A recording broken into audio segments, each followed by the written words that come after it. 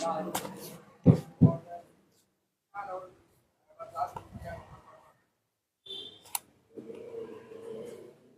Ya. Acara. Ya. Ya.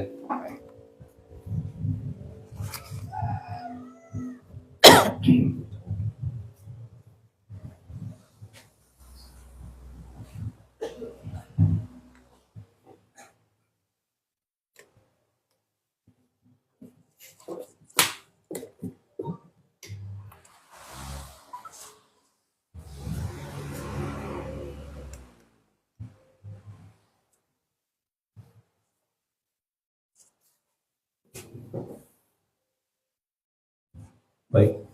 Bismillahirrahmanirrahim. Assalamualaikum warahmatullahi wabarakatuh. Alhamdulillahirabbil alamin. Salatu wassalamu ala asrofil anbiya'i wal mursalin. Sayyidina Muhammadin wa ala alihi washabbihi ajmain, amma ba'd. Alhamdulillah, pagi ini kita masih dipertemukan kembali dalam kegiatan ngopi bareng Ustadz jilid 8 bertempat di Realisar. Puji syukur kita panjatkan kehadirat Allah Subhanahu wa taala karena hingga detik ini kita masih diberikan nikmat berupa nikmat iman, Islam serta kesehatan sehingga kita dipertemukan lagi di tempat ini dalam rangka bermajelis ilmu. Tak lupa pula kita kirimkan salam dan salawat pada junjungan kita Nabiullah Muhammad sallallahu alaihi wasallam, para sahabat dan keluarga beliau. Baik, pagi ini kita kembali menggelar kegiatan ini yang diselenggarakan langsung oleh Muslim Riders Indonesia Chapter Makassar dan Markas Abdullah bin Abbas Official serta didukung oleh Rira Desert yang saat ini memfasilitasi tempat kita. Selanjutnya pada kegiatan ini kita akan mengadakan dua sesi. Sesi pertama itu akan disampaikan nasihat oleh Ustadz kita, Ustadz Zahir Abu Hamzah Hafizahullah Ta'ala. Dan sesi kedua itu sesi tanya jawab. Untuk mempersingkat waktu, kita ulang ke sesi pertama, yaitu nasihat yang akan disampaikan oleh Ustadz Zahir Abu Hamzah Hafizahullah Ta'ala. Tafadhol Ustadz. Assalamualaikum warahmatullahi wabarakatuh. Alhamdulillah wa syukurillah wa la hawla wa la quwwata illa billah. Wassalatu wassalamu ala rasulillah nabiyina Muhammadin sallallahu alaihi wa ala alihi wa ashabihi wa man tabi'ahum bi ihsan ila yaumil. Allah azza wa jalla, ya ayyuhalladzina amanu taqullaha haqqa tuqatih wa la tamutunna illa wa antum muslimun.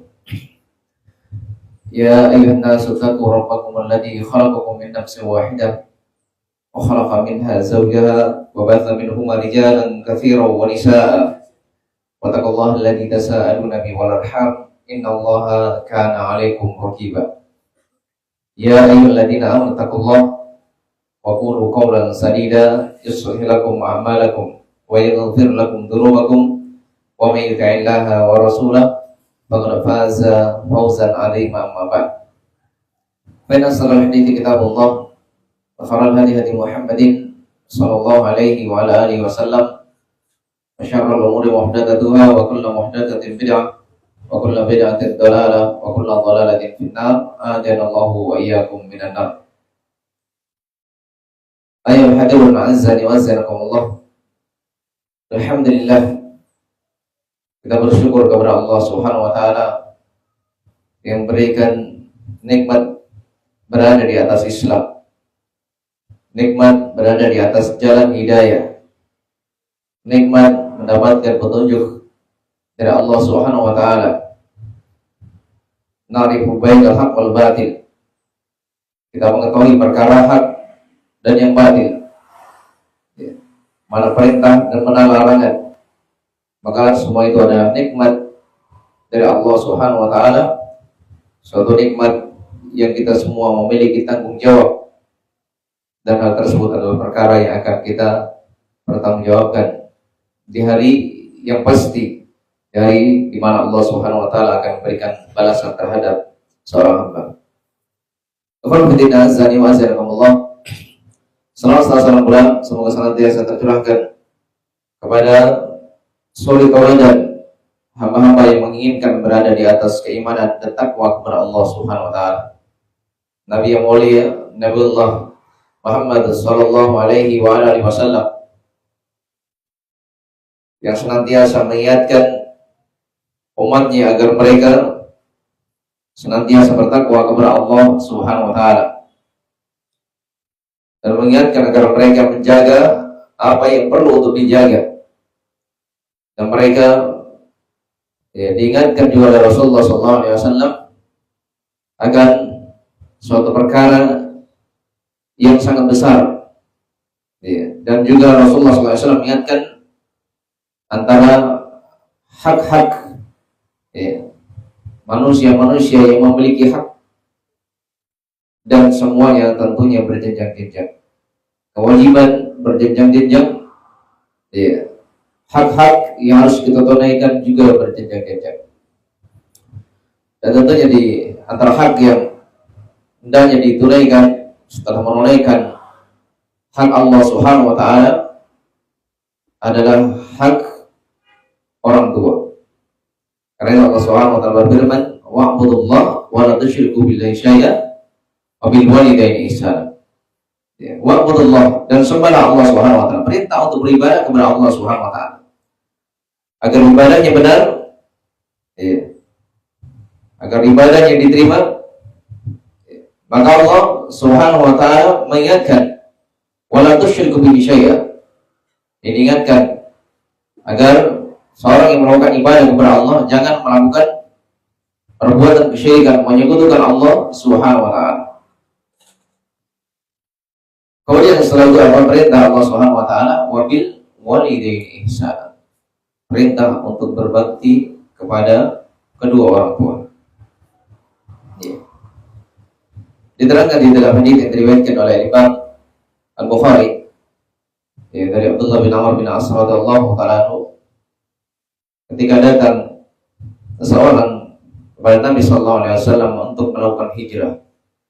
Di mana hijrah itu ada yang hukumnya wajib, ada yang hukumnya sunnah. Hijrah itu kaitannya dengan tempat, dan juga kaitannya dengan apa? Perpindahan seseorang dari suatu amalan kemaksiatan menuju kepada keimanan kepada Allah Subhanahu wa taala. Dan hijrah yang hukumnya wajib, sebagaimana yang diperintahkan oleh Allah Subhanahu wa taala, di mana ketika kaum muslimin di Mekah ketika itu mereka tidak bisa beramal dengan baik, sehingga orang-orang yang menampakkan keislaman yang mereka disiksa. Di awal-awal Islam mereka mendapatkan siksaan-siksaan. Ada di antara mereka disiksa sampai mati, seperti Ahlul Yasir, keluarga Yasir, ibunya mati, bapaknya juga mati, disebabkan karena mempertahankan keislamannya. Awal-awal Islam perjuangannya sangat berat. Orang-orang yang menampakkan keislamannya mereka disiksa, sehingga perintah untuk berhijrah, perintah untuk hijrah. Ketika seorang tinggal di negeri di mana mereka ada orang-orang yang terjerumus di dalam kekafiran, apalagi kalau negeri tersebut adalah negeri kufur, maka mereka wajib pindah. Ketika apa? Ketika mereka tidak bisa menampakkan keislaman. Dan orang-orang yang tidak berpindah sementara dia memiliki kewajiban, diterangkan oleh Allah Subhanahu wa taala, alladzina tawaffahum malaikah zalim yang muslim. Ada orang-orang yang diwafatkan oleh para malaikat. Ya. Mereka dalam kondisi menzalimi diri-diri mereka. Ya. Di mana mereka sudah mengetahui akan kewajiban hijrah dari negeri kafir ke negeri kaum muslimin. Di negeri di mana mereka bisa menampakkan keislamannya. Ya. Dalam kondisi mereka mampu. Beda dengan orang yang mustadhafin. Ini berbeda lagi, orang yang tidak mampu. Ya, tinggal di negeri kafir tidak mampu melakukan hijrah. Ya, karena orang yang melakukan perjalanan, ya, selain dia harus mengetahui jalannya, dia punya biaya. Ya. Maka diingatkan oleh Allah Subhanahu Wa Taala ancaman-ancaman terhadap mereka, orang-orang yang mampu berpindah dari negeri kafir ke negeri kaum muslimin. Ya, diingatkan dengan siksaan jahanam terhadap mereka. Ya. Lalu bagaimana dengan orang-orang yang ya, hanya karena kepentingan dunia semata, kemudian dia lebih merasa bahagia tinggal di negeri kami. Tapi yang dimuliakan oleh Allah Subhanahu Wa Taala. Ya. Maka ketika orang ini ingin ikut Nabi Sallallahu Alaihi Wasallam hijrah, ya, dan dia meninggalkan kedua orang tuanya menangis. Ya. Maka Nabi Sallallahu Alaihi Wasallam perintahkan dia agar irji ilaihi, kembalilah engkau kepada keduanya, karena orang tua, ya, apalagi kalau sudah tua kadang membutuhkan, ya, membutuhkan anaknya untuk merawatnya, untuk memperhatikannya. Maka Nabi Sallallahu Alaihi Wasallam pun memerintahkan untuk kembali kepada mereka. Ya. Kemudian dia diperintahkan untuk membuat orang tua yang menangis menjadi tertawa, ya, menjadi berbalik arah yang tadinya berada di atas kesedihan, dibuat mereka agar mereka berbahagia. Ya. Dan di sini juga dijelaskan oleh para ulama, ya, larangan membuat orang tua itu menangis karena kekecewaan terhadap ucapan maupun tindakan seorang anak. Ya, ucapan maupun tindakan seorang anak. Kan tangisan itu macam-macam, ya. Ada tangisan karena haru, tangisan bahagia, ada tangisan karena kecewa, ya, tangisan karena kekecewaan. Maka tangisannya karena kekecewaan orang tua, ya, terhadap ucapan yang tidak sepantasnya diucapkan kepada orang tuanya, atau perbuatan yang tidak sepantasnya ia lakukan kepada orang tuanya, maka diterangkan di dalam hadis riwayat Bukhari dari Abdullah bin Umar radhiyallahu ta'ala anhuma, apa itu? Al-buka'u minal uquq wal kabair. Lihat ini, al-buka'u minal uquq wal kabair, membuat orang tua menangis, ya, membuat orang tua menangis, ya, tangisan kekecewaan. Apakah berkaitan dengan ucapan ataupun perbuatan seorang anak kepada orang tua? Ya. Maka tangisan yang seperti ini minal uquq, yang pertama kata Nabi, minal uquq, dia termasuk kedurhakaan, wal kabair, dan termasuk dosa besar. Termasuk dosa besar.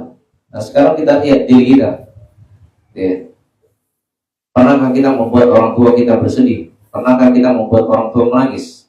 Disebabkan karena ucapan dan perilaku kita kepadanya. Nah, ini yang harusnya kita introspeksi diri.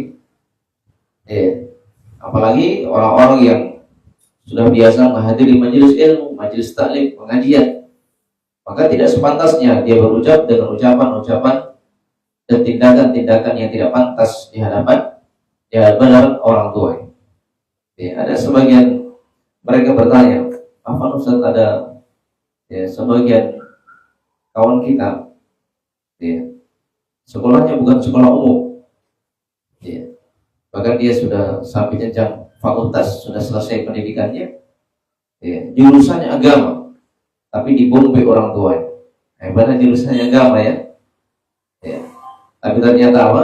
Dia bombe orang tuanya. Ya, dan ini adalah perkara yang berbahaya.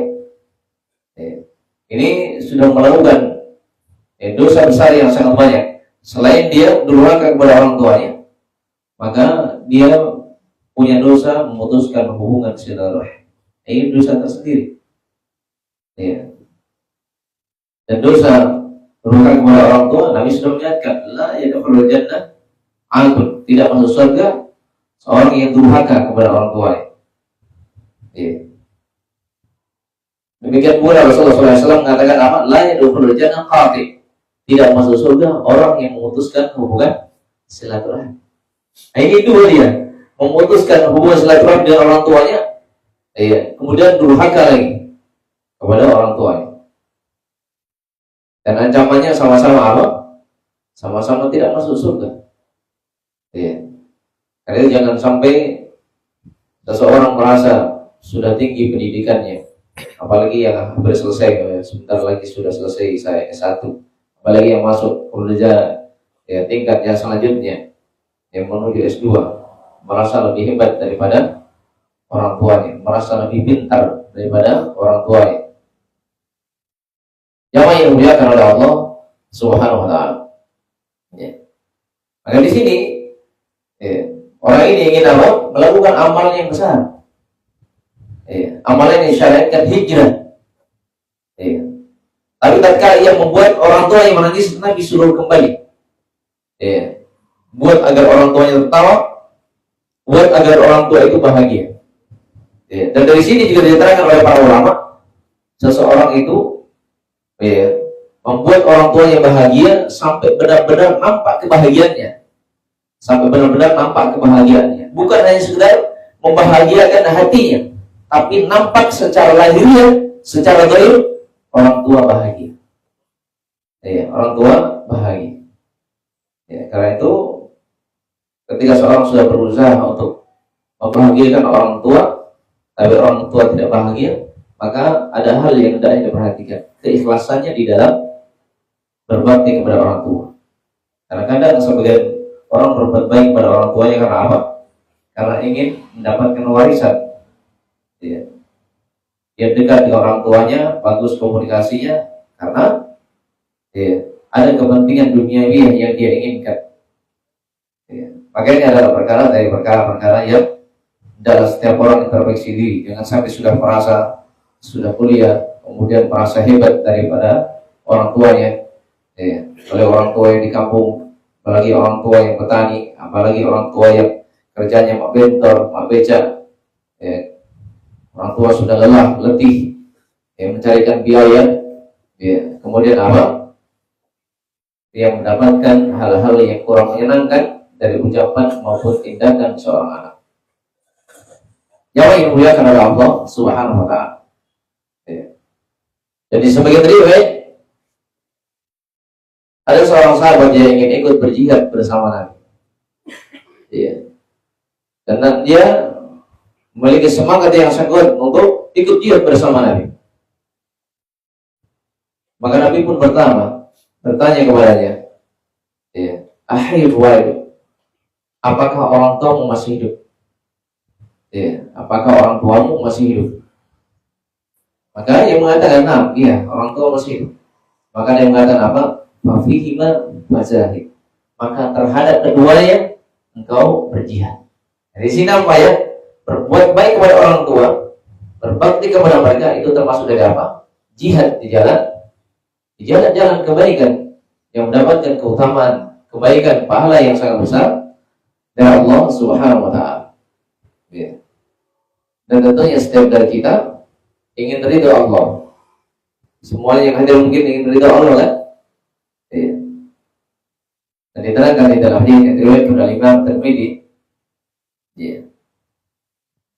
disebutkan tentang kewajiban yang hendaknya diperhatikan bagi orang-orang yang menginginkan ridha Allah Subhanahu wa taala. Ya. Apa kata Rasulullah? Ridha Allah fi ridhal walidain. Ya, wa sahat Allah fi sahatil walidain. Ya, kemudian di sebagian riwayat ya, dengan lafaz yang mirip. Ridha Rabb fi ridhal walid wa sahat Rabb fi sahatil walid. Ya. Di dalam hadis ini diingatkan ya, bahwasanya ridha Allah Subhanahu wa taala tergantung dari keridhaannya orang tua. Ya, keridhaan Allah tergantung keridhaan orang tua. Ya. Dan murka Allah Subhanahu wa taala tergantung murkanya orang tua. Ya. Dan dari sini para ulama menjelaskan bahwasanya kewajiban bagi siapa saja yang menginginkan ridha Allah Subhanahu wa taala, maka salah satu jalur yang harus dia tempuh apa? Berbuat baik kepada orang tua dan jangan sekali-kali menyakiti mereka. Jangan sekali-kali menyakiti mereka. Ya, jangan sudah merasa banyak hafalannya. Jangan sampai seorang merasa lebih banyak wawasannya. Ya, kemudian merendahkan kehormatan orang tua. Qul fitina azani wa asalakumullah. Fa fihi ma mazahib. Ya, maka kepada keduanya berjihad. Ya, bagi orang-orang yang menginginkan keridhaan Allah Subhanahu wa taala. Ya. Karena itu keharusan bagi seorang anak yang ingin mendapatkan ridha Allah dan ingin selamat dari murka Allah Subhanahu wa taala, ya, adalah ikhlas di dalam apa? Di dalam melakukan bakti kepada Allah Subhanahu wa taala. Karena itu diterangkan di dalam riwayat Bukhari disebutkan keharusan muhtasiban. Ya. Di dalam melakukan kebaikan kepada orang tua, dia harus ikhlas. Nah, ini poin penting yang hendaknya diperhatikan. Kita berucap yang baik ini dalam rangka melaksanakan perintah Allah, atau karena tidak enak, atau karena takut sama orang tua. Kita berbuat baik karena tidak enak sama orang tua, atau karena takut sama orang tua. Kita pergi sholat karena tidak enak, karena takut sama orang tua, atau tidak enak sama teman, atau memang benar karena Allah Subhanahu wa taala. Maka berbakti kepada orang tua, berbuat baik kepada mereka harus berada di atas ketulusan. Karena kedua orang tua, ayah dan ibu itu babani min abwabil jannah. Mereka adalah dua pintu dari pintu surga. Siapa yang mendapatkan keduanya, maka keberuntungan. Tapi bagi siapa yang memanfaatkan nikmat perjumpaan dengan kedua orang tuanya. Dan Rasulullah SAW menyebutkan peringatan. Kata Nabi, ragim anfur mri'in, ragim mampum mri'in, ragim mampum mri'in. Celaka seseorang, hina dia, celaka dia, hina dia, celaka dia, hina dia. Diulang-ulang oleh Nabi SAW. Ini banyak ya, di beberapa hadis Nabi SAW itu mengulang-ulang kalimat yang sama. Bahkan ada di antara kalimat yang Nabi mengulanginya lebih dari 3 kali. Di sebagian riwayat menyebutkan peringatan-peringatan dengan melakukan pengulangan yang sangat banyak. Di antara faedahnya, para ulama menjelaskan Nabi SAW mengulang-ulang kalimat, mengingatkan agar orang-orang yang hadir itu fokus terhadap kalimat yang akan disampaikan kepada. Fokus terhadap kalimat yang akan disampaikan kepada. Jadi Nabi mengulang kalimat-kalimat yang sama. Karena dengan pengulangan kalimat, seseorang itu yang tadinya ngantuk bisa jadi sehat. Yang tadinya ngantuk-ngantuk, hilang rasa ngantuknya. Sama, semisal ketika kita mengucap, itu ada mobil merah, coba lihat itu, mobil merah itu, mobil merah. Nah, kamu sudah tengok ke belakang. Ini diulang-ulang kalimat seperti itu kan. Mengingatkan agar yang hadir itu tasila matanya, terbuka matanya, disebabkan karena apa? Disebabkan karena tidur atau karena hal-hal yang lainnya. Demikian juga kadang ada sebagian orang hadir tapi pikirannya di mana-mana. Tempat duduknya di kajian ilmu, tapi pikirannya kemana-mana. Jangan yang dimuliakan oleh Allah Subhanahu wa taala. Maka Nabi mengulang-ulang kalimat yang sama. Kemudian setelah mereka siap mendengarkannya, baru dia mengatakan,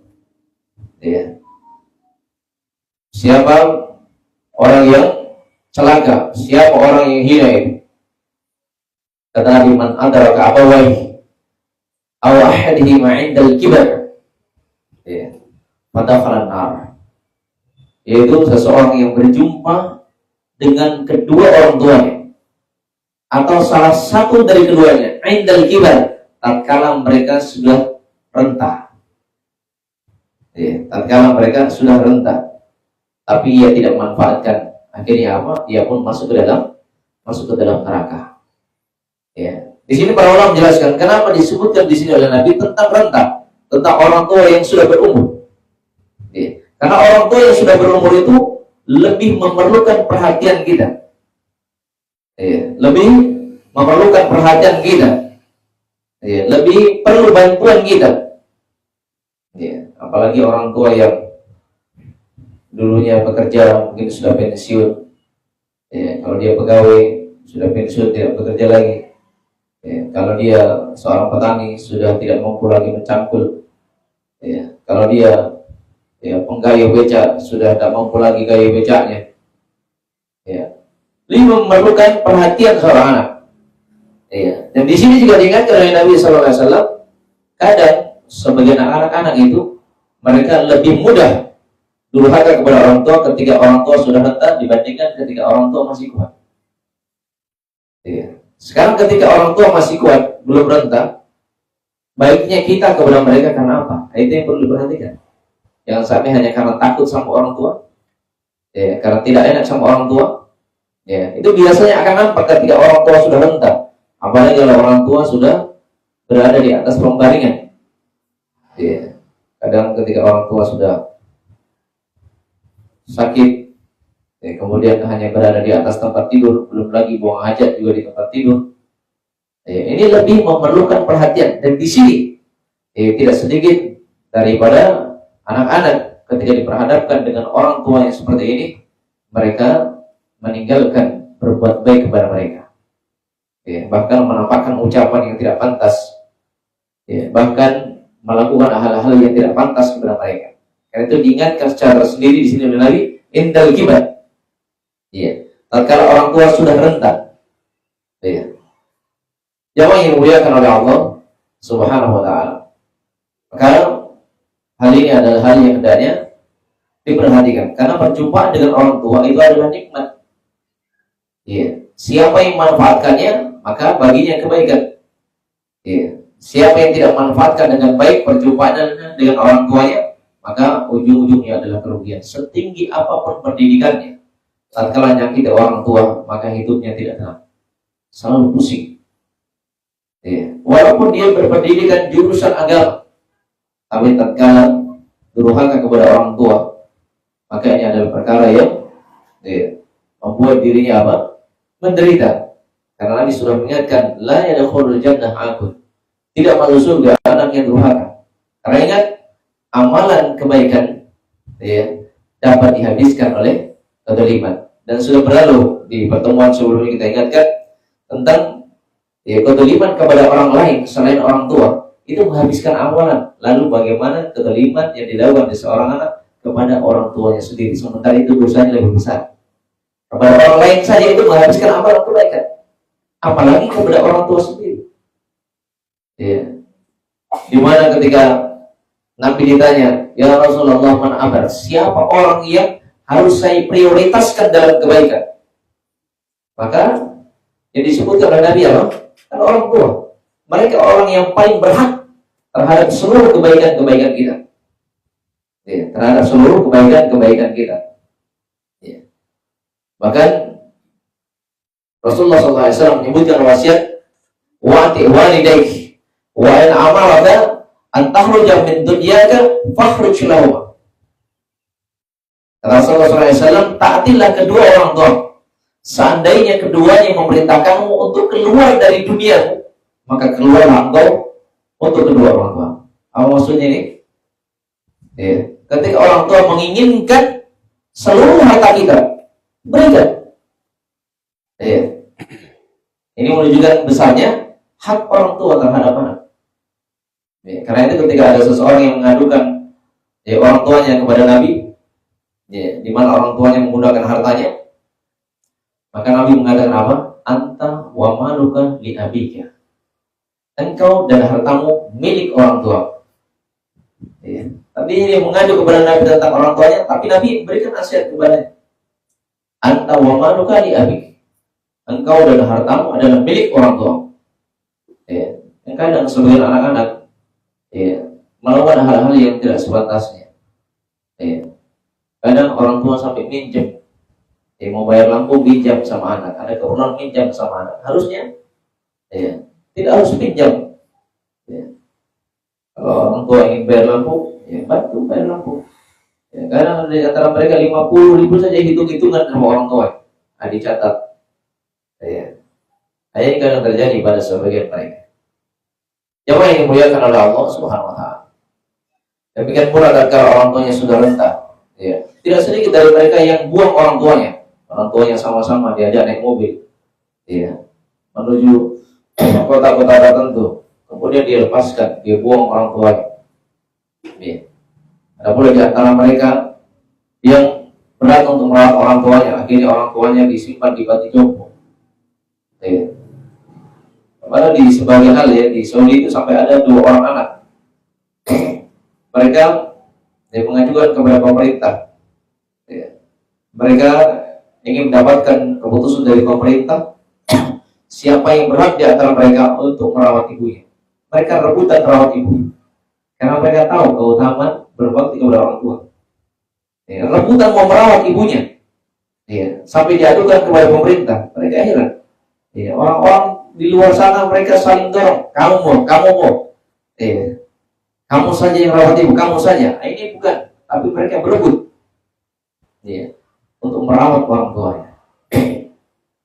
Yang dimuliakan oleh Allah Subhanahu wa taala. Dan kebaikan seorang kepada orang tua itu bukan hanya menjadi sebab kebaikan untuknya di akhirat ya, di dunia saja dia dapat kebaikan. Ya. Kata Nabi sallallahu alaihi wasallam, "Man barra li walidayhi", siapa yang berbakti kepada orang tuanya, dia tubalah. Maka yang pertama dalam itu tubalah. Ya, seorang yang berbuat baik dengan ikhlas kepada orang tuanya, dia tidak menyakiti mereka, maka dia akan mendapatkan kebahagiaan. Ya. Dia akan mendapatkan ketenangan. Ya. Dia akan dimasukkan ke dalam surga. Lihat ya. Di dunia dia mendapatkan ketenangan. Di dunia dia akan mendapatkan kebahagiaan. Ini kalau dia ikhlas di dalam berbuat baik kepada orang tua. Ya. Karena itu ketika seorang hidupnya selalu dipenuhi dengan kepusingan, maka salah satu hal yang hendaknya dia introspeksi diri, bagaimana hubungan dia dengan orang tua. Ya. Bagaimana ucapannya, bagaimana tindakannya. Ya. Ini adalah perkara yang hendaknya setiap orang bertakwa kepada Allah Subhanahu wa taala. Baik. Ya. Jadi bakti kepada orang tua menjadi sebab apa? Kebahagiaan. Ya. Bukan cuma di akhirat, tapi di dunia. Dia akan beruntung, dia akan bahagia, dia akan sukses. Ya, dengan sebab dia menempuh apa yang diperintahkan oleh Allah Subhanahu wa taala, berbakti kepada mereka, wa zadallahu fi umrih, dan Allah Subhanahu wa taala akan menambahkan umurnya. Umurnya itu terasa panjang. Kenapa? Seluruh umurnya bernilai apa? Kebaikan, pahala dari Allah Subhanahu wa taala. Dan dengan bakti kepada orang tua akan dimudahkan seorang itu ikhlas, dimudahkan sabar, ya, dimudahkan istiqomah dalam kebaikan. Maka salah satunya apa? Tatkala ia ikhlas di dalam melakukan kebaikan kepada kedua orang tua. Barakallahu fikum.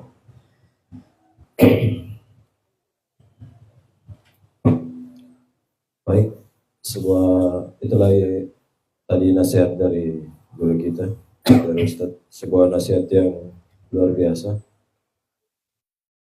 Baik, kita ke sesi selanjutnya. Sesi kedua itu sesi tanya jawab. Mungkin saya lempar dulu pertanyaan. Siapa tahu ada yang mau bertanya via offline. Ada yang mau mungkin bertanya?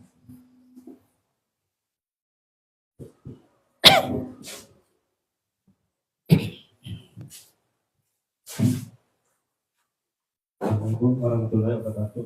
Waalaikumsalam. Saya mau tanya Ustaz tentang hari-hari bayi yang baru lahir sebaiknya diapakan Ustaz? Sekian dan terima kasih. Assalamualaikum. Berkaitan dengan hari-hari, ya, itu adalah sesuatu yang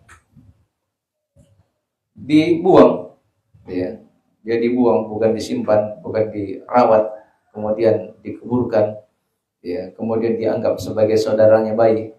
Dan di sebagian tempat ada yang seperti itu. Dia dikuburkan, kemudian tiap malam Jumat dikasih lilin. Ya, karena ini adalah saudaranya bayi, supaya ya saudaranya yang hidup di dunia selamat. Ya, maka setiap malam Jumat dinyalakan lilin warna merah. Nyalakan lilin warna merah. Termasuk penyimpangan ya. Ini terjadi di sebagian tempat yang seperti itu. Bahkan bukan hanya ditanam di bawah tanah, bahkan mereka buat tempat-tempat tersendiri, ya layak seperti kuburan. Bahkan ada di antara mereka yang membangun di atasnya, ya. Dan bahkan ada di antara mereka yang menjadikan tempat tersebut sebagai tempat untuk mendapatkan apa? Mendapatkan rahmat, karena keramat. Ini terjadi di sebagian tempat. Ya. Saya pernah lihat tempat yang seperti itu. Saya tanya, ini kuburannya siapa? Ya, ternyata cuma ari-ari. Katanya keramat. Ya. Kemudian banyak juga orang-orang dari daerah-daerah itu datang, ya, untuk minta barakah. Ya. Datang kepada hal-hal yang seperti itu. Ini adalah perkara yang hendaknya setiap orang bertakwa kepada Allah Subhanahu wa taala. Maka ari-ari itu ditanam ya di tanah. Ditanam di tanah, di tempat-tempat yang aman. Ya. Yang tidak dimakan binatang dan hal-hal yang semisal. Barakallahu fikum. Baik, kita lanjut. Saya ada. Oh, itu.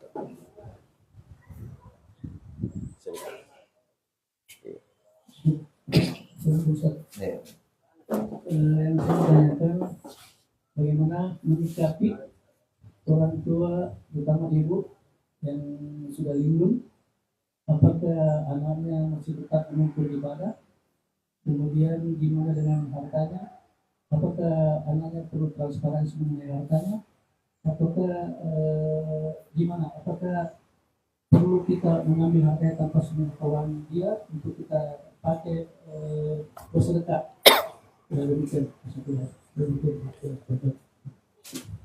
Baik.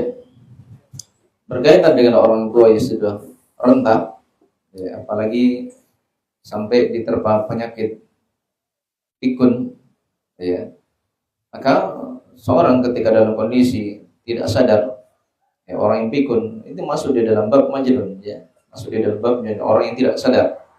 Ya, orang yang tidak sadar, yufanhu, itu adalah perkara yang dimaafkan. Ya, kalau dia tertimpa penyakit pikun, ya, tertimpa penyakit pikun, ini kadang menimpa sebagian orang. Ya, itu adalah perkara yufanhu, itu adalah perkara yang dimaafkan. Ya, itu dari penyakit kepikunan. Kemudian berkaitan dengan harta orang tua. Ya, maka harta orang tua adalah harta orang tua. Yang memiliki hak adalah orang tua. Ya, kalau harta ibu, harta ayah, harta ayah. Ya, karena masing-masing memiliki harta. Ketika ayah tidak ada, ibu mewarisi. Ya.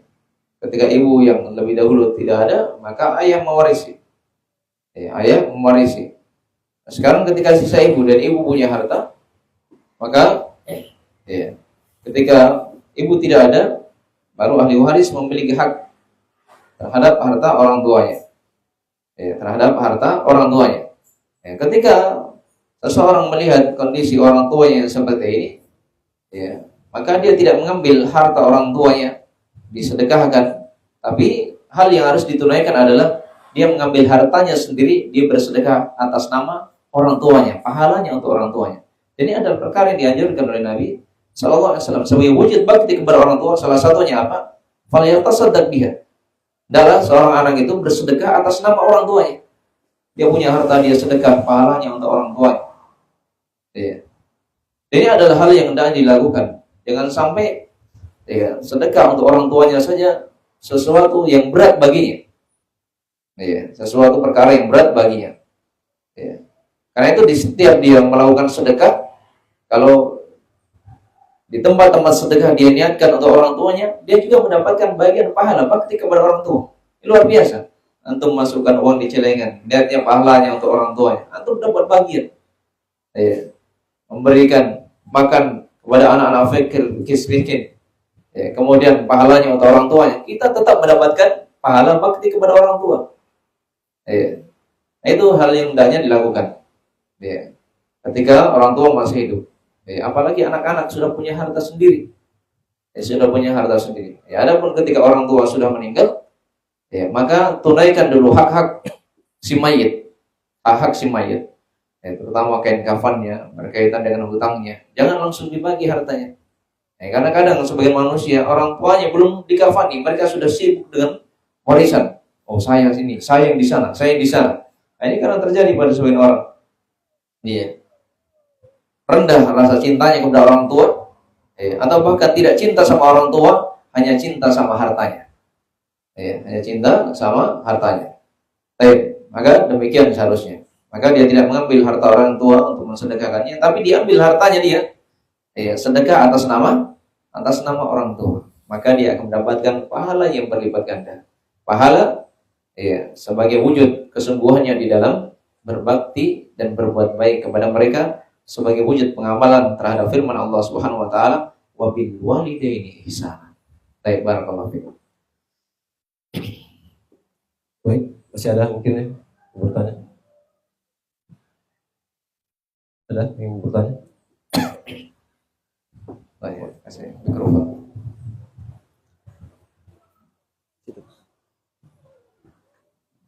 Ini bisa ditambah lagi. Baik. Baik, assalamualaikum warahmatullahi wabarakatuh. Waalaikumsalam warahmatullahi Tadi Ustaz mungkin ada dua pertanyaan saya. Yang pertama itu tadi Ustaz sempat singgung tentang ridho anak ada pada ridho orang tua. Nah, pertanyaan saya Ustaz, bagaimana jika ada seorang orang tua yang menyakiti hati seorang anaknya? Apakah orang tua itu mendapatkan sebuah dosa karena menyakiti hati anaknya atau tidak? Dan pertanyaan kedua Ustaz terkait dengan menghidupi seorang anak. Nah, pertanyaannya itu Ustaz, bagaimana jika anak ini telah berpenghasilan, apakah orang tua itu masih berhak memberikan nafkah kepada anaknya atau tidak? Ustaz, mungkin itu saja. Hasan. Yang pertama, ditanyakan kepada Nabi Sallallahu Alaihi Wasallam tentang orang tua yang berbuat zalim. Dan tentunya masing-masing punya kewajiban. Anak, Allah ingatkan di dalam Al-Quran, wa qul lahum qawlan karim. Ucapkanlah kepada orang tua ucapan yang baik, ucapan yang menjadi sebab penyejuk hatinya. Dan juga Allah Subhanahu wa taala mengingatkan, wala taqul lahum uff. Jangan engkau mengatakan kata kepada orang tua awwah. Yang dilarang mengucapkan kalimat ini kepada orang tuanya, karena adalah kata yang membuat hati itu kurang nyaman. Bahkan bukan cuma kurang nyaman, tidak nyaman. Ketika kita berbicara misalnya kepada kawan kita atau kita sebagai orang tua, kemudian anak ketika diberikan nasihat awwah, itu membuat nyaman orang tua atau tidak? Membuat tidak nyaman. Itu saja dilarang oleh Allah Subhanahu wa taala. Maka seorang anak punya kewajiban tersendiri, berbakti kepada siapa? Berbakti kepada orang tuanya, dan orang tua punya kewajiban tersendiri. Ini diterangkan di dalam bab tersendiri dalam pembahasan hadis apa? Bab adabul walid liwalidayhi wabil. Bab yang berkaitan dengan apa? Kewajiban bagi orang tua harus memiliki etika, harus memiliki adab, dan berbuat baik kepada siapa? Kepada anaknya. Maka anak punya tanggung jawab tersendiri berbakti kepada orang tua punya tanggung jawab, perintah dari Allah Subhanahu wa taala agar berbuat baik kepada anak-anaknya. Jadi masing-masing melaksanakan tanggung jawabnya dari apa yang Allah Subhanahu wa taala perintahkan kepada mereka. Lalu ditanyakan kepada Nabi sallallahu alaihi wasallam tentang orang tua yang berbuat zalim kepada anaknya. Apakah kira-kira gugur kewajiban berbakti kepada mereka? Maka Nabi menjawab, indalama, walaupun orang tua berbuat zalim, walaupun orang tua nyakiti anak, maka kewajiban berbakti kepada mereka tidak gugur. Maka mereka tetap apa? Berbakti kepada orang tuanya, berbuat baik kepada mereka. Terhadap orang lain saja ketika menyakiti, Allah perintahkan apa? Falyadfa billati hi ahsan. Ini kepada orang lain selain orang tua. Tatkala ada orang-orang yang melakukan hal-hal yang menyakitkan, perintah untuk membalas dengan kebaikan. Ini kepada orang lain, apalagi kepada siapa? Kepada orang tua. Ya, karena itu tidak boleh di dalam Islam itu yang namanya balas dendam ya, kepada orang lain, apalagi kalau balas dendam kepada orang tuanya. Ya, tidak boleh yang namanya balas dendam. Ya. Sampai-sampai ketika orang tuanya Asma ya radhiyallahu taala anha, ya, ibunya yang masih berada di atas kekafiran, ya, maka ia bertanya kepada Nabi bagaimana terhadap ibunya yang masih berada di atas kekafiran, apakah tetap kewajiban ini berjalan? Ya, maka Nabi tetap memberitakan apa? Kewajiban ya, berbakti kepada mereka walaupun mereka masih berada di atas kekafiran. Apalagi kalau orang tua sama-sama berada di atas Islam. Sama-sama berada di atas Islam. Baik, kemudian berkaitan dengan nafkah. Ya. Maka kewajiban nafkah ini adalah bab tersendiri yang hendaknya diperhatikan. Dan Rasulullah SAW mengingatkan terhadap para orang tua yang memiliki tanggung jawab nafkah terhadap istri dan anak-anaknya. Apa kata Rasulullah SAW? Kafa bil amali ithman ayyudhi ammayakum. Cukuplah seorang itu dikatakan pendosa tatkala ia menelantarkan orang-orang yang nafkahnya berada di atas tanggung jawabnya.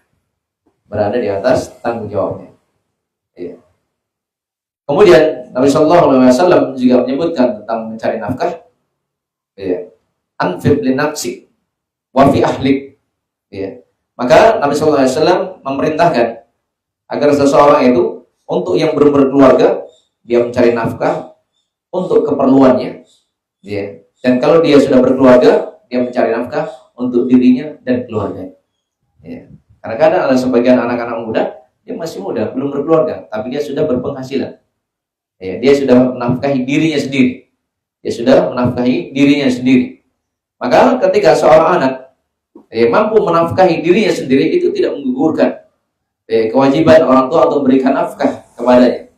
Ya, namun ketika dia mampu menafkahi dirinya sendiri, ya, dan dia meminta kepada orang tua ya, agar tidak memberikan lagi karena dia sudah bisa mendapatkan, maka ini bab tersendiri sebagai wujud apa? Meringankan beban orang tua. Ini termasuk kebaikan dari kebaikan yang sangat besar. Jangan seorang itu selalu menjadi beban orang tuanya. Ya, kadang ada di antara mereka sampai berkeluarga pun malas-malasan untuk bekerja. Karena itu di dalam Islam dilarang seorang malas-malasan, apalagi kalau menjadikan minta-minta sebagai pekerjaan. Baik. Maka ketika anak berpenghasilan, ketika anak belum berkeluarga, belum gugur kewajiban nafkah terhadap mereka. Belum gugur kewajiban nafkah terhadap mereka. Namun ketika anak sudah merasa bisa, kemudian meringankan beban orang tua, biar saya yang biayai kuliah saya sendiri. Itu tentunya mimbabil bir, itu termasuk kebaikan seorang anak yang memberikan keringanan beban dari beban orang tua. Dan tersebut salah satu dari wujud bakti seorang anak kepada orang tua yang berusaha untuk mandiri, untuk tidak menjadi beban yang berat bagi kedua orang tuanya. Barakallahu fikum. Baik, masih ada mungkin? Baik, kita ke pertanyaan chat Ustaz. Ini ada pertanyaan. Bismillah, Assalamualaikum warahmatullahi wabarakatuh Ustaz. Saya seorang akhwat Ustaz. Saat ini sedang dekat dengan seorang ikhwah. Dan saat ini kami sedang mengusahakan hubungan untuk jadi halal. Namun orang tua saya tidak menyukai ikhwah tersebut. Yang jadi pertanyaan Ustaz, secara lahir dan batin kami berdua sudah klop, cuman terkendala di restu orang tua. Terus itu bagaimana? Terus langkah apa yang harus saya ambil Ustaz agar hubungan kami bisa halal dan selebihnya mungkin Ustaz tidak durhaka, dicap durhaka gitu Ustaz. Baik. Yang pertama adalah bertakwa kepada Allah Subhanahu wa taala. Ya. Kemudian yang kedua, tinggalkan yang namanya pacaran Islam. Sekarang dia dekat ini sebabnya arahnya dari mana? Asalnya dari mana? Dia sendiri yang berjalan sama-sama? Atau ada orang yang datang ke rumah? Seorang laki-laki sejati itu datang kepada orang tuanya, bukan datang sama akhwatnya. Datang sama orang tuanya kalau memang sejati. Tidak menempuh jalur apa? Jalur pacaran. Tidak menempuh jalur pacaran, apalagi sampai berkholwat, berdua-duaan. Dan ini ada perkara yang dilarang oleh Nabi Sallallahu Alaihi Wasallam. La yahluwanna bimratin, dan janganlah kalian berduaan dengan seorang perempuan illa ma'ati mahram, kecuali kalau disertai dengan mahramnya. Dan itu pun ketika seorang nadhar melihat calon pinangan itu dengan izin orang tuanya. Karena itu diingatkan oleh para ulama, di antara bentuk-bentuk pengkhianatan seorang anak kepada orang tuanya, dia kuliah misalnya di kota misalnya seperti ini, orang tuanya di kampung. Ya. Ada ikhwan yang monador, dia tanpa izin orang tuanya, ini termasuk dari pengkhianatan. Dan ini kadang terjadi pada sebagian mereka. Ya. Dia dinadar oleh laki-laki, sementara tanpa sepengetahuan orang tuanya. Tanpa sepengetahuan orang tuanya. Dan ini adalah bentuk pengkhianatan. Ya. Kemudian ada di antara mereka mau dinadar orang tuanya tidak ada di kota, orang tuanya di kampung. Ya, ada di temanku yang ada istrinya. Ya. Sekarang ada ikhwan di situ. Ikhwannya ada istri, ikhwannya itu siapa? Ya, keluarganya, kerabatnya, mahramnya atau bukan? Nah, ini juga bentuk dari bentuk-bentuk pelanggaran yang kadang terjadi. Maka di antara sebab-sebab ketidaksenangan orang tua, salah satunya adalah karena dosa. Karena dosa. Ya, dan terjadi ya pada sebagian anak-anak yang kuliah di perkotaan, itu membuat kecewa orang tuanya. Ya, kecewa orang tuanya. Kenapa ketika datang seorang laki-laki yang memang nampak ada dua hal, karena kriteria yang mendasar itu ada dua, kata Nabi. Idza atakum man tardawna dinahu wa khuluquhu. Apabila datang kepada kalian wahai para orang tua, seorang laki-laki yang baik dari sisi apa? Agamanya dan akhlaknya. Dua hal ini kriteria. Agamanya baik, kemudian apa? Dia punya akhlak yang baik. Ya, karena ketika seorang hanya baik dari sisi agamanya, dia rajin menuntut ilmu. Ya, tapi ketika dia tidak punya akhlak yang baik, hanya sekedar punya ilmu, maka kadang orang seperti ini hanya selalu menuntut hak, sementara dia kurang di dalam memenuhi hak. Ya. Karena itu bukan karena dia lamanya belajar, tapi ilmu itu bermanfaat terhadap dia atau tidak. Ya, karena ada sebagian orang sudah lama ikut taklim, sudah lama kajian, ya, sudah lama mendengarkan nasihat, tapi apa? Hanya sekedar wawasan tambahan, ya, tidak memberikan manfaat terhadap akhlaknya. Ya, maka orang yang hanya sekedar paham terhadap agama, tapi tidak punya akhlak, selalu menuntut hak, sementara dia kurang di dalam memenuhi hak. Dia selalu menuntut. Ya. Dan kemudian ketika dia hanya punya bagus komunikasinya, tapi jauh dari agama, ini juga kerugian. Karena itu dua hal yang digandengkan, baik dari sisi agamanya, kemudian baik dari sisi etikanya, baik dari sisi etikanya. Fazawwiju, maka nikahkan. Nah, sekarang ikhwan yang datang ini ada dua kriteria itu tidak? Ada dua kriterianya atau tidak? Karena dua kriteria yang dasar. Ini adalah hal yang hendaknya diperhatikan. Karena kadang sebagian orang yang dilihat adalah pendidikannya dan apa? Nasabah, ia tahu kalumanya. Ini yang kadang dijadikan sebagai kriteria. Ime zaman nu, niat di zaman nu, niat balak nu, niat oto nu. Ini kadang sebagai orang tua. Karena kadang ketika orang tua hanya memikirkan hal-hal yang berkaitan dengan harta, sehingga kadang dia memberikan panah yang kita maklumi, sehingga dia sudah merasa membeli anaknya, sehingga ia pun bertindak sewenang-wenang terhadap istri. Baik, maka dua hal ini kriteria yang mendasar. Dan kita saksikan kadang ada sebagian ikhwan dan sebagian akhwat sudah ikut taklim. Setelah ikut taklim, dia tahdir orang tuanya. Bapak sholatnya salah itu, salah sholatnya bapak. Semakin dia kenal agama, bukan semakin baik hubungannya dengan orang tuanya. Sehingga tatkala ada laki-laki yang datang sama sepemahaman dengan dia, orang tuanya sudah berat. Kenapa? Kamu satu orang saja sudah bikin pusing. Apalagi kalau kamu sama-sama dengan sepemahaman yang sama, tambah pusing lagi. Ini yang kadang menjadi masalah. Ini kejadian bukan sekali dua kali. Sehingga kadang ada sebagian akhwat, ada ikhwan yang datang kepada orang tua ditolak. Kenapa? Satu pemahaman. Demikian juga sebagian ikhwan, dia ada calon seperti orang tua yang tidak mau. Karena saya sudah begitu pusing orang tua. Ini kadang terjadi. Ya, maka tatkala ada penolakan orang tua, poin yang hendak diperhatikan adalah introspeksi diri. Ini karena di antara hal yang menjadi masalah adalah dirinya sendiri yang menjadi masalah. Ya, dirinya sendiri yang membuat masalah sehingga menjadi sebab hilangnya keriduan orang tua terhadap apa yang dia sudah melangkah ya, di tempat tersebut. Ya, karena itu introspeksi diri. Ya. Jamaah yang dimuliakan oleh Allah Subhanahu wa taala. Ya. Kemudian ya, hal yang selanjutnya yang tidak diperhatikan, ya, seorang yang ingin dimudahkan urusannya, maka salah satunya berbuat baik kepada orang tuanya. Semakin dia belajar ya, agama, maka harus semakin baik hubungannya dengan orang tuanya. Ya, agar urusan-urusan bagi yang jomblo, urusan pernikahannya dimudahkan oleh Allah Subhanahu wa taala. Orang tua kalau sudah ridho mudahnya insyaallah. Ya, tapi ketika orang tua ya, anak itu sudah menjadi benalu, nah itu berat bagi orang tua. Ini ada perkara yang hendaknya setiap kita introspeksi diri. Ya, kenapa kita mendapatkan masalah? Maka salah satu sebabnya apa? Karena ada dosa kita kepada orang tua.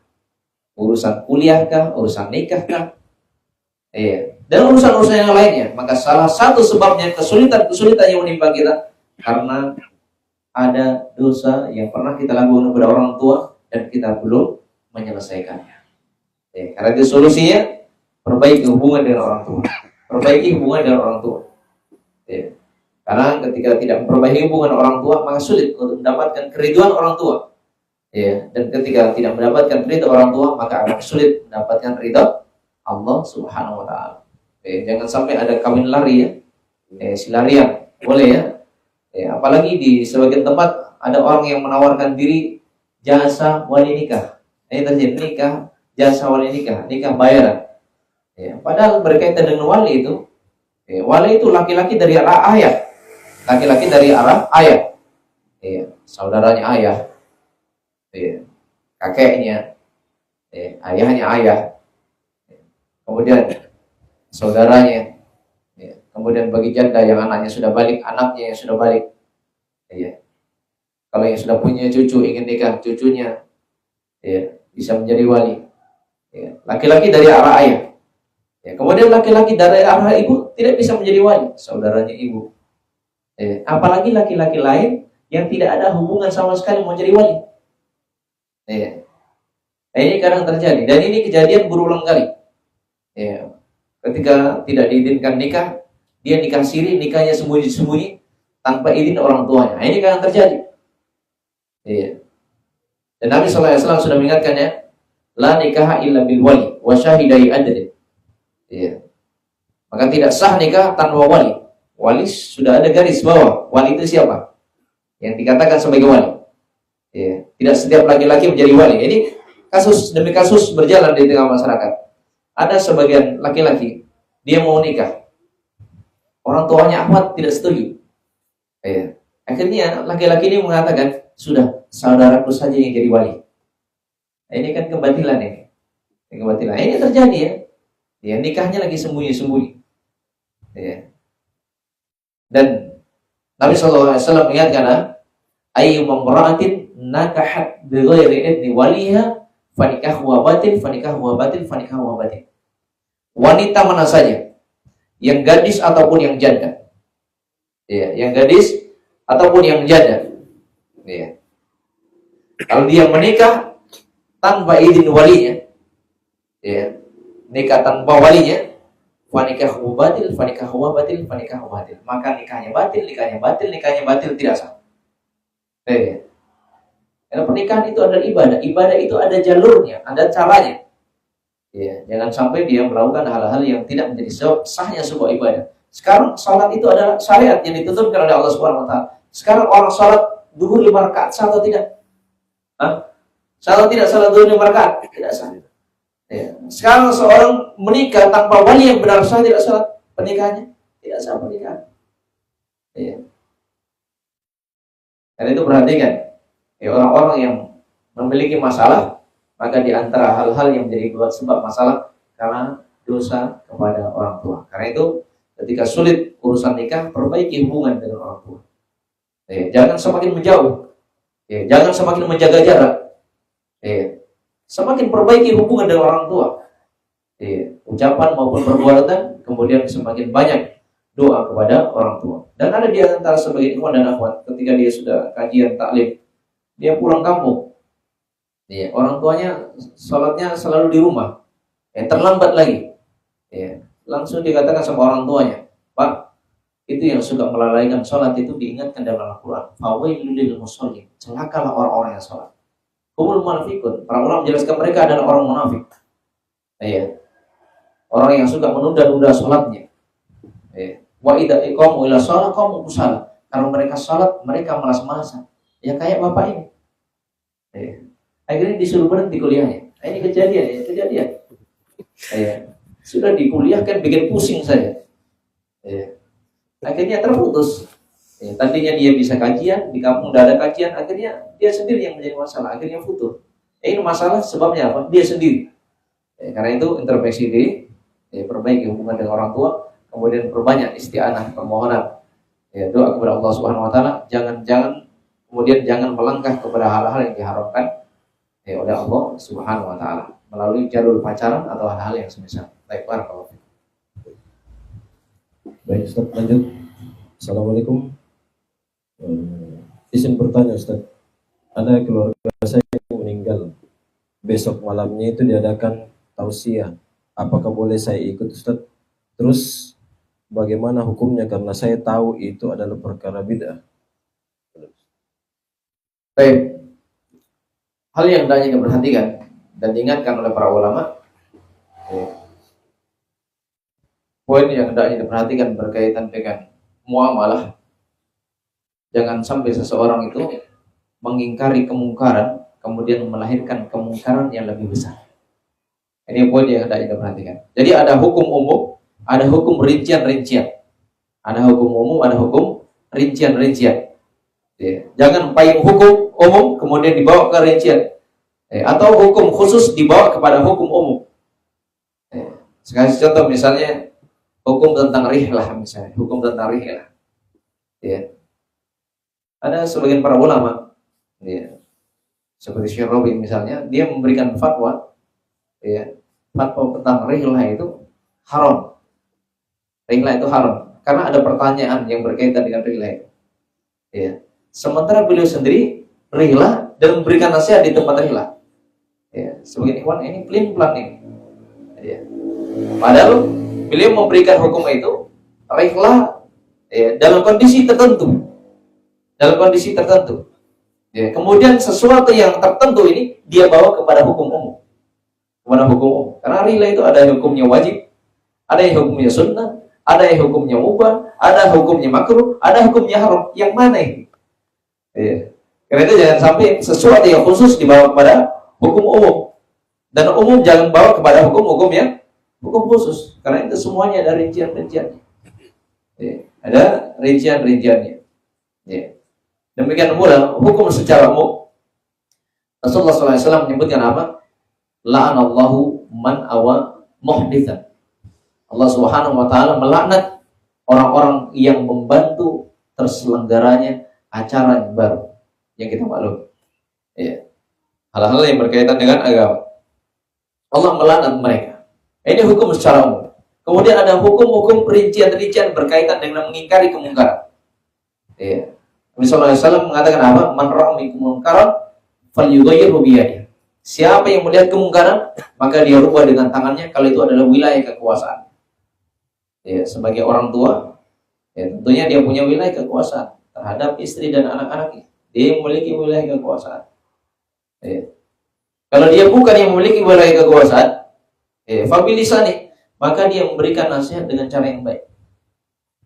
Dan di dalam memberikan nasihat pun ini ada rincian-rincian yang dijelaskan oleh para ulama. Karena itu Imam Nawawi juga menyebutkan nukilan yang disebutkan oleh Imam Syafi'i apa?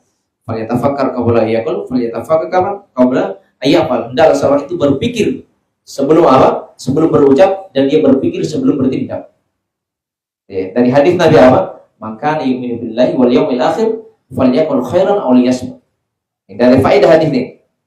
Seseorang yang dia akan mengucapkan ucapan yang baik. Ucapannya yang benar. Tapi di sini dia ada timbangan-timbangan maslahat dan mafsadatnya. ketika saya ucapkan ini, yang mana lebih besar? Maslahatnya atau mafsadatnya? Kalau maslahatnya besar, dia adalah orang yang cocok di dalam berikan nasihat, lakukan. Ya. Tapi kalau ternyata dapat menimbulkan mafsadat, liasut, maka adalah dia diam. Ini ya, timbangan-timbangannya. Padahal itu adalah sebuah kebenaran. Ada timbangan-timbangannya. Ya, ada timbangan-timbangannya. Karena kadang ada seorang yang lebih cocok di dalam memberikan nasihat. Apalagi kalau yang berikan nasihat siapa? Orang tua. Ya, kadang sebagian anak tidak cocok menasihati langsung kepada orang tua. Karena itu ada sebagian ikhwan, ya, dia memberikan nasihat orang tuanya dengan mengundang ustaz ke rumahnya, mengundang kawan-kawan makan-makan di rumahnya, tanya jawab di rumahnya. Ya, dia tanya jawab itu asalnya apa? Sebagian pertanyaan nasihat untuk orang tuanya. Karena kalau dia nasihat secara langsung orang tuanya itu sesuatu yang dianggap tidak cocok. Ya, merasa orang tua itu digurui. Ya.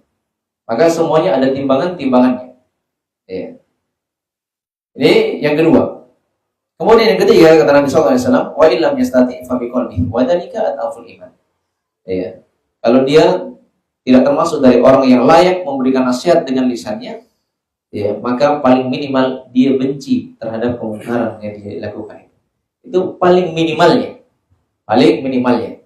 Ya. Dan ingat, jangan sampai seorang merubah kemungkaran menjadi sebab kemungkaran lebih besar. Akhirnya dia baku bombik dengan orang tuanya, baku bombik dengan kerabat-kerabatnya. Ya, maka semuanya ada timbangan maslahat dan mafsadatnya di dalam hal tersebut. Baik, barakallahu fikum. Baik, ada pertanyaan?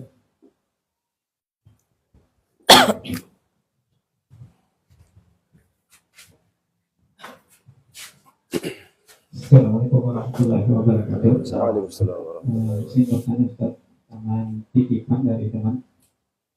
Apakah orang tua saya berdosa Ustaz apabila adik saya berpindah agama ke agama yang lain karena telah menikah dengan laki-laki yang non-Islam?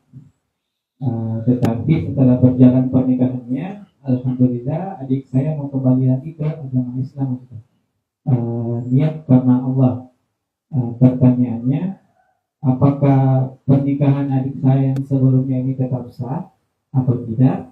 Dan pertanyaan kedua, apakah boleh saya tetap tinggal dengan suami saya walaupun suami saya belum mau ke agama Islam Ustaz? Bismillahirrahmanirrahim. Baik. Ini fenomena yang kadang terjadi ya. Seorang ada di antara mereka yang berulang kali pindah-pindah agama hanya karena mau menikah. Ya, kadang agamanya ini, kadang agama ini, mau nikah lagi, pindah lagi agama, menikah lagi, pindah agama, pisah, kemudian pindah lagi agamanya, mau nikah lagi, pindah lagi agama. Ini kadang terjadi pada sebagian manusia. Pindahnya menuju suatu agama kepada agama yang lain, ya, disebabkan karena apa? Karena syahwat, karena mau menikah, hanya karena cinta terhadap manusia. Ya, cinta kepada manusia. Jadi ada perkara yang batil. Baik. Ketika seorang melakukan pernikahan, ini pembahasan tentang kitab nikah ya, tentang kitab nikah. Ya, ini seorang yang berada di atas kekafiran, sama-sama berada di atas kekafiran. Ketika mereka menikah, ya, di kalangan ahli kitab, ketika mereka masuk Islam, dua-duanya masuk Islam, ya, maka mereka tetap berada di atas pernikahannya dan tidak ada kewajiban memperbaharui pernikahan. Ya. Kemudian yang kedua, ketika kedua-duanya tidak berada di atas Islam, ya, kedua-duanya tidak berada di atas Islam, ya. Kemudian salah satunya masuk Islam, ya. Dua-duanya berada di atas kekafiran, tidak berada di atas keislaman. Ya, karena ahli kitab juga disebutkan di dalam ayat apa? Innal ladzina kafaru min ahli kitab. Jadi bukan kita mengatakan itu seperti itu, tapi memang ayat yang menyebutkan seperti itu. Ayat yang menyebutkan seperti itu. Ya, maka ada rincian. Kalau mereka, ya, dari kalangan ahli kitab, agama yang kita maklumi, ya, bukan agama, saya tidak mau sebutkan nama-namanya. Ya. Ketika mereka dari kalangan ahli kitab itu dimaklumi ya, ahli kitab. Saya kira paham dengan ahli kitab. Ya.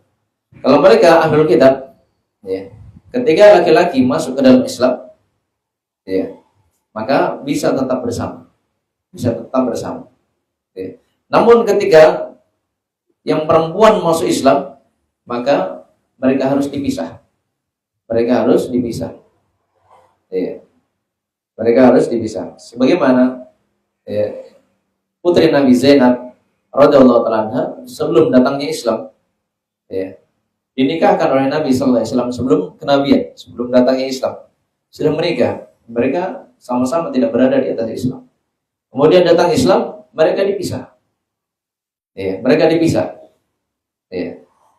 Kemudian selama si perempuan ini belum menikah, kemudian laki-laki masuk ke dalam Islam, maka mereka bisa kembali. Ya, dan ketika itu Zainab belum menikah, ya, belum menikah kembali. Ya. Dan laki-laki tersebut masuk ke dalam Islam, maka Nabi pun mengembalikan putrinya kepadanya tanpa mengulangi apa? Mengulangi akad nikah yang baru. Tanpa mengulangi akad nikah yang baru. Kalian lihat ya, ketika ahli kitab, ya, kalau laki-laki yang masuk Islam maka sah pernikahannya, karena laki-laki Muslim itu diizinkan menikah dengan kalangan ahli kitab, diizinkan. Tapi sebaliknya, perempuan-perempuan Muslimah tidak boleh menikah dengan ahli kitab, karena laki-laki itu adalah pemimpin dalam kehidupan rumah tangga. Ar-rijalu qawwamun 'alan nisa, maka tidak boleh seorang Muslimah dipimpin oleh seorang yang tidak berada di atas keislaman. Kalau itu dari kalangan ahli kitab. Ya. Sekarang kalau kafir bukan dari kalangan ahli kitab, ya, bukan dari kalangan ahli kitab, sama-sama kafir, tapi bukan ahli kitab ya. Ketika laki-laki, ya, dia mendapatkan hidayah masuk ke dalam Islam, maka difasih, dihapus pernikahannya. Ya, karena laki-laki dari kalangan kaum muslimin boleh menikah kepada kalangan ahli kitab. Selain ahli kitab maka tidak boleh. Hanya kepada ahli kitab, al-fur yang merdeka. Ya, fur yang merdeka. Maka kalau di sini seperti ini, dia tidak boleh bersama. Ya, karena seorang muslimah tidak boleh bersama dengan laki-laki yang tidak berada di atas Islam. Ya, tapi ketika si perempuan ini belum menikah, ya, kemudian laki-laki masuk Islam, maka dia boleh kembali lagi. Boleh kembali lagi. Kalau mereka tidak berada di atas Islam, laki-laki tidak berada di atas Islam, maka tidak boleh. Dan Nabi sudah mengingatkan tentang firman Allah Subhanahu wa taala, lahunna halul lahum. Ya, mereka para perempuan muslimah itu tidak halal bagi laki-laki yang seperti itu. Bagi laki-laki yang tidak berada di atas keislaman. Allah yang menegaskan sendiri di dalam Al-Qur'an. Ya. Walahum yahillunna lahun. Demikian pula mereka, ya, kalau perempuan muslimah tidak halal bagi mereka, dan mereka laki-laki yang tidak berada di atas Islam itu tidak halal bagi perempuan muslim. Baik, barakallahu. Baik. Ya. Lanjut. 2 pertanyaan lagi. Ayo, Pak. Assalamualaikum. Assalamualaikum. Pertanyaannya, mengapa di waktu salat duhur dan asar bacaan imam tidak terdengar? Mohon pencerahan Ustaz.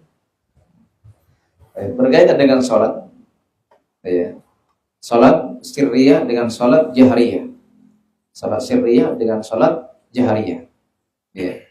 Dan berkaitan dengan ibadah itu adalah tauqifiyah, ibadah itu adalah tauqifiyah, ya. Dia adalah sesuatu yang diambil dari Al-Quran dan Sunnah Rasulullah SAW, ya. Dan kewajiban bagi seorang yang beriman adalah sami'na wa ata'na, mendengar dan taat. Ya. Karena itu Allah Subhanahu wa taala menyebutkan apa? Ati Allah wa ati Rasul. Perintah untuk taat kepada Allah dan taat kepada Rasul. Ya, taat kepada Allah dan taat kepada Rasul. Dan tatkala diperintahkan pada sebuah ibadah, ya, maka seorang tidak mempertanyakan ibadah itu. Ya, kenapa harus sholat? Kenapa sholatnya begini? Kenapa sholatnya begini? Dan kewajiban bagi seorang hamba apa? Ya, di dalam melakukan ibadah, ya, ketika Rasulullah SAW sudah menjelaskan, wa idza qada, ketika Nabi sudah menjelaskan, ya, seorang yang beriman itu apa? La kharajan fi anfusihim. Tidak ada rasa berat. Ya, tidak mengatakan kenapa begini, kenapa begitu. Ya, wa yusallimu taslima. Seorang yang benar keislamannya, seorang yang benar keimanannya, maka dia akan menerima ketetapan yang telah ditetapkan oleh Allah dan Rasul, Allah dan Rasulnya. Ya. Ini berkaitan dengan ibadah. Ketentuan yang diajarkan Nabi. Ya. ada sholat jahriyah, ada sholat sirriyah. Dan itu terdapat padanya hukum-hukum. Ya. Ada sholat jahriyah, pada sholat sirriyah. Ya. Karena pada sholat jahriyah seseorang tidak boleh mendahului imam berkaitan dengan membaca apa? Al-Fatihah. Ya. Ini pada bacaan-bacaan yang makmum itu mendengar.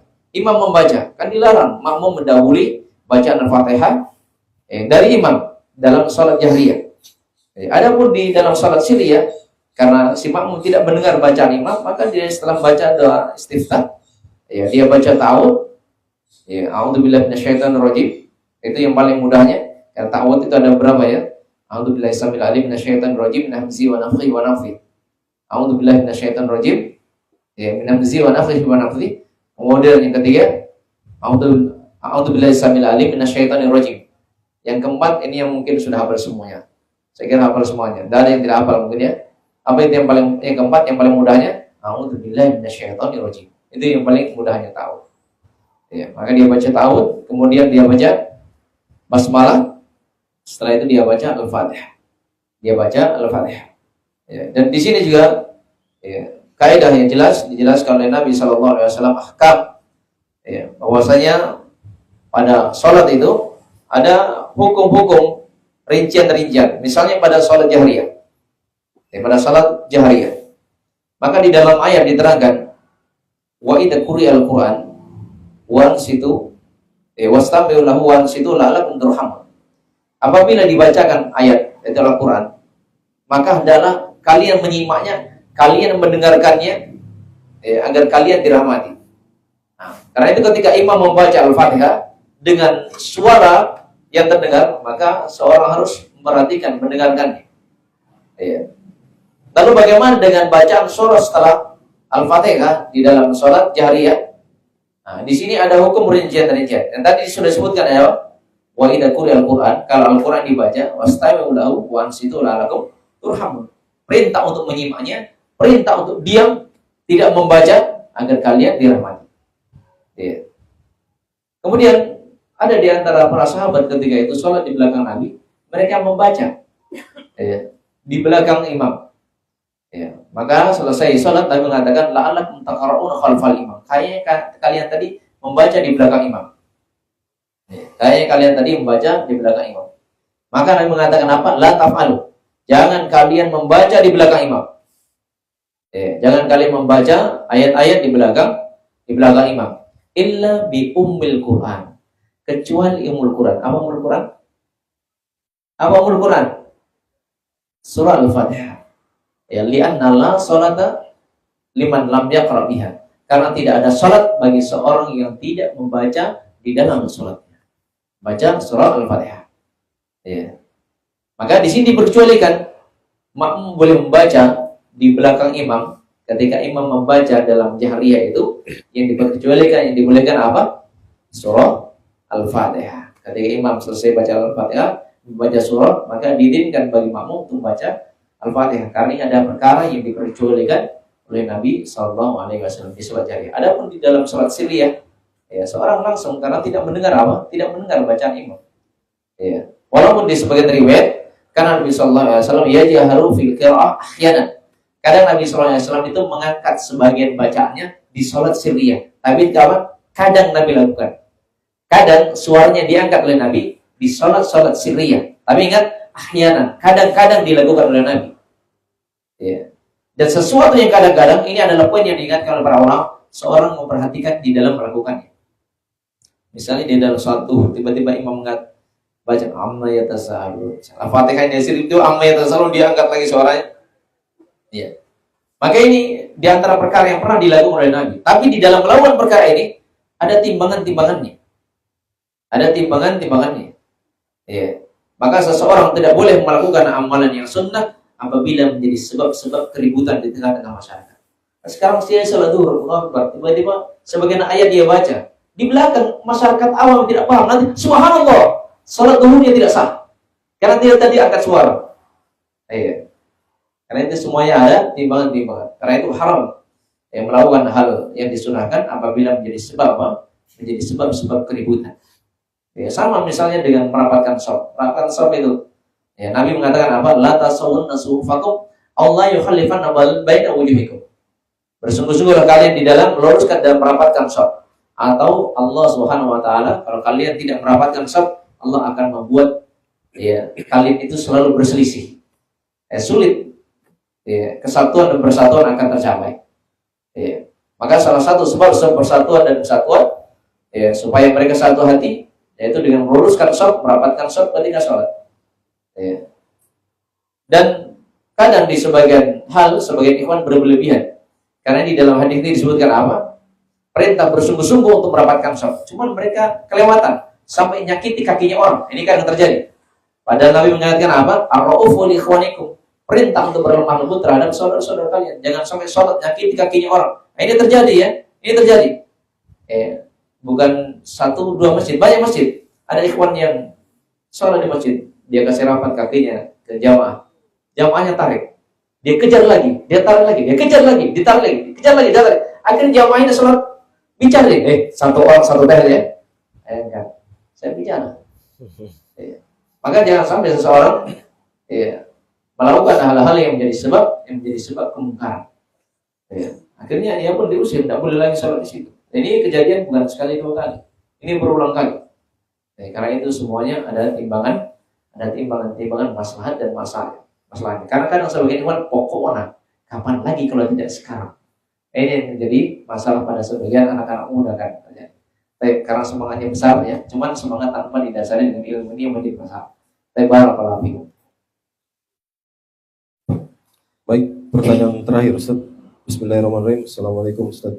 Saya mempunyai adik yang kurang waras dan selalu membuat masalah sehingga tetangga ataupun keluarga merasa tidak nyaman. Yang saya mau tanyakan, apa hukum menitipkan adik saya ke rumah sakit jiwa? Apakah termasuk dosa menelantarkan? Baik. Ini rumah sakit ya. Ini ada rumah sakit, rumah untuk mengobati orang sakit. Itu bukan termasuk dari apa? Penelantaran terhadap anak. Anak ditempatkan di tempat tersebut agar diobati. Tapi berkaitan dengan anak-anak yang sakit, kadang mereka melakukan hal-hal yang tidak kita inginkan. Apalagi di hari-hari ini ada di antara mereka yang kadang selalu bicara sendiri. Sebagian orang mengira dia adalah orang yang kerasukan. Sebagian orang mengira dia adalah orang kerasukan. Ternyata setelah diperiksa, ternyata dia ada kena penyakit halusinasi. Itu adalah sebuah penyakit. Dan hal tersebut bukan disebabkan karena dikerasukan. Karena kadang sebagian orang bicara sendiri. Kadang bicara terus sambil duduk bicara terus. Nah, karena halusinasi itu sesuatu yang kadang seorang seakan-akan ada orang yang selalu mengajak bicara sehingga dia selalu menjawab terus. Bisikan-bisikan hati. Ini adalah penyakit halusinasi. Dan penyakit ini biasanya menimpa orang-orang yang suka menghayal. Kemudian yang kedua, orang yang kelewat baperan. Seorang yang kelewat baper juga itu dapat menjadi sebuah penyakit seperti itu. Karena sebagian orang kelewat baper. Kelewat bapernya. Dan ini baper ini biasanya pada perempuan yang biasanya suka baper. Laki-laki itu tidak seperti itu. Kalau laki-laki suka baperan, ini masalah juga. Kayak seperti perempuan dia suka baper. Tapi di sini tidak ada yang suka baper ya. Baik, maka tidak termasuk dari kezaliman. Maka seorang anak yang sakit maka diobati, jangan dibiarkan. Apalagi di sebagian tempat, di rumah sakit itu memang ada dokter-dokter yang menangani masalah kejiwaan. Disebabkan karena pikiran. Bahkan di sebagian tempat ketika terjadi masa-masa yang berulang di setiap tahunnya, apakah hal-hal yang berkaitan dengan seorang yang ingin maju untuk menjadi seorang pemimpin, maka sebagian para dokter menyebutkan sebentar lagi banyak orang yang masuk rumah sakit. Apalagi khususnya berkaitan dengan urusan jiwa. Karena ketika dia berlebih-lebihan ingin mendapatkan sesuatu dari perkara dunia, dia tidak mendapatkannya, apalagi dia sudah banyak keluar biaya, itu juga yang menjadi sebuah apa? Gangguan kejiwaan. Maka diobati. Jangan dibiarkan, tidak boleh melakukan pembiaran. Kalau dia melakukan pembiaran, apalagi kalau sampai anaknya dikerangkeng, itu kedzaliman ya. Kadang sebagian orang tua anaknya sakit dikerangkeng, dibiarkan, tidak diobati, cuma dikasih makan saja. Harusnya diobati. Kalau dia dibawa ke rumah sakit nanti ada pengobatan yang dilakukan di sana. Tembak apa? Yuk. Coba Ustaz. Masih bisa nomor 1 Ustaz? Ya. Masih bisa nomor 1 Ustaz? Ini yang lagi viral ini Ustaz. Hukum cek gudang Ustaz. Apa? Hukum cek gudang Ustaz. Kan biasanya ada yang lagi viral sekarang itu, ini cek gudang dirimu. Oh ini yang lagi bersemayam ini. Ada ini Ustaz. Ada apa? Saya tidak tahu ya. Ada apa sih namanya? Penunggunya atau penjaganya Ustaz? Kalau insyaallah ada manusia itu ada malaikat raqibun atid, malaikat yang selalu senantiasa menjaga. Dan Allah Subhanahu wa taala berfirman di dalam Al-Qur'an, ya, ma yalfidu min qaulin illa ladaihi raqibun atid. Ya. Tak satu pun ucapan yang diucapkan oleh seorang manusia pasti di sisinya ada malaikat yang selalu menjaga. Ada malaikat yang menjaga. Ya, malaikat yang menjaga, yang mencatat ucapannya, dan hal tersebut akan ia pertanggungjawabkan di hadapan Allah Subhanahu wa taala. Ya, cuman karena sebagian orang penjaga-penjaga ini arahnya ke lain-lain, ini yang menjadi masalah. Ini yang menjadi masalah. Kalau penjaga memang ada malaikat yang menjaga, yang mengawasinya, yang mencatat setiap amalan perbuatannya yang akan ia pertanggungjawabkan di hadapan Allah Subhanahu wa taala. Ya, cuma masalahnya sekarang banyak ya para dukun dan orang-orang yang tidak normal. Ya. Dan ini adalah hal yang diingatkan oleh Nabi sallallahu alaihi wasallam. Kata Nabi sallallahu alaihi wasallam, "Man ata'arrafan aw kahinan fasaddaqa bima yaqul faqad kafara bima unzila ala Muhammadin sallallahu alaihi wasallam." Barang siapa yang mendatangi ya, paranormal dan dukun, ya, kemudian dia membenarkan ucapannya, maka sungguh dia telah kafir terhadap apa yang diturunkan kepada Muhammad sallallahu alaihi wasallam. Lihat ya. Ini bahaya besar berkaitan dengan perdukunan, berkaitan dengan orang-orang yang meramal. Ya, maka ini adalah perkara dari perkara yang hendaknya setiap kaum muslimin dan muslimat menjauhi hal-hal yang diharamkan oleh Rasulullah SAW. Ya, hanya sekedar datang saja, tidak mempercayai ucapannya, ya, maka diingatkan oleh Rasulullah SAW, la tuqbal salatahu arba'ina yawman. Ya. Seorang hanya sekedar datang, dia tidak percaya dengan ucapannya, itu menjadi sebab apa? Tidak diterima sholatnya selama 40 hari. Apalagi membenarkan. Oh iya ya, iya di. Nah, ini kan yang terjadi pada sebagian manusia. Ya. Ditambah lagi bumbu-bumbu dari kalangan jin dan syaitan. Barakallahu. Baik. Pertanyaan tadi mengakhiri kegiatan kita pada hari ini. Bagi teman-teman yang pertanyaannya belum sempat dibacakan tadi, mungkin bisa hadir di pekan depan, karena insya Allah kita rutin mengadakan ngopi bareng Ustadz tiap hari Ahad pagi jam 8. Baik, kita tutup kegiatan ini dengan doa kafaratul majelis. Assalamualaikum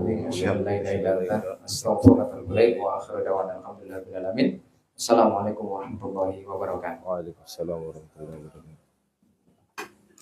Kemudian saya ingatkan ya, bagi yang makan gratis, walaupun itu pisgor ya, pisang goreng dan kopi, ya, di antara hal yang diingatkan oleh Nabi SAW ketika seorang diberikan kebaikan, Nabi mengatakan fatukafiu, maka balaslah kebaikan orang-orang yang telah berbuat baik kepada kita. Fa'ilam tajidu matukafiunahu fada'ulah. Apabila engkau tidak mendapatkan sesuatu yang engkau gunakan untuk membalas kebaikan orang yang telah berbuat baik itu, fada'ulah, minimal mendoakan kebaikan untuk mereka. Dan ketika seorang diberikan hidangan, Nabi menyebutkan doa. Ya, apa itu? Allahumma barik lahum fima razaqtahum, ya, waghfir lahum warhamhum. Ya, kalau tidak bisa bahasa Arabnya, doa pakai bahasa Indonesia. Yang maknanya apa kata Nabi? Dan doa tersebut, ya Allah, berikanlah keberkahan terhadap apa yang sudah mereka hidangkan. Ya. Jadi mohon kepada Allah agar apa yang dihidangkan itu sesuatu yang di dalamnya terdapat keberkahan. Karena sesuatu yang halal kemudian berkah, ini dapat menjadi sebab seseorang terdorong untuk melakukan amalan ketaatan. Ada yang halal tapi tidak berkah, itu membuat seorang malas di dalam melakukan amalan ketaatan. Ya. Maka memohon kepada Allah agar berkah apa yang mereka hidangkan. Ya. Kemudian waghfir lahum, ya Allah ampunilah dosa mereka, disebabkan karena kebaikan yang telah mereka lakukan. warhamhum. Sayangilah mereka, rahmatilah mereka. Ini kan doa yang diajarkan oleh Nabi ketika seorang diberikan hidangan makanan. Ya. Jangan lupa berdoa. Yang biasa dikenal dengan orang apa? SMP, sudah makan pulang. Ya. Baik, jamaah yang dimuliakan oleh Allah Subhanahu wa taala, semoga Allah Subhanahu wa taala memberikan taufik kepada semua. Baik, barakallahu fiik.